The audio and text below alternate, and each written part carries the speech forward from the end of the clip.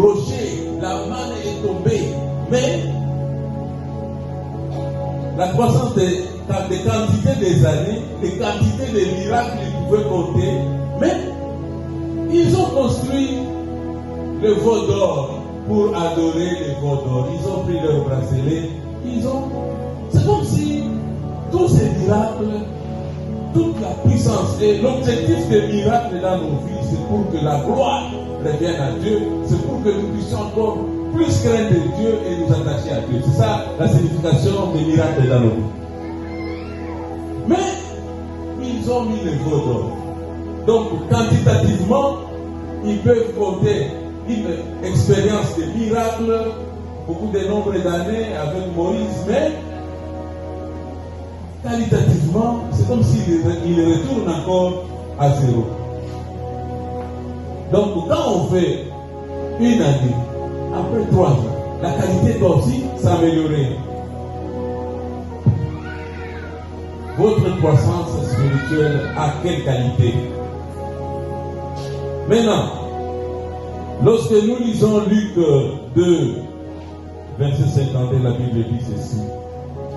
Et Jésus croissait en sagesse, en stature et en grâce devant Dieu et devant les hommes. Jésus était équilibré, en stature, c'est physiquement. Il grandissait normalement, c'était un bel homme avec taille normale, mais il grandissait aussi en sagesse et dans la grâce devant Dieu, c'est-à-dire plaire à Dieu et marcher sous la grâce de Dieu. La grâce, c'est une faveur gratuite, mais Dieu réclame que tu aies la foi pour accepter la grâce. Elle est disponible, mais est-ce que tu as la foi pour accepter? Et devant les hommes, on est le sel de la terre. Donc la qualité de notre vie, le regard de la lumière de Christ va se révéler dans notre regard. Et le monde autour de nous sera éclairé par la lumière de Christ en nous. Quelle est la qualité de ta vie? Est-ce que les gens qui t'observent peuvent voir l'image de Christ en toi? Paul disait, nous sommes une lettre écrite de Jésus-Christ.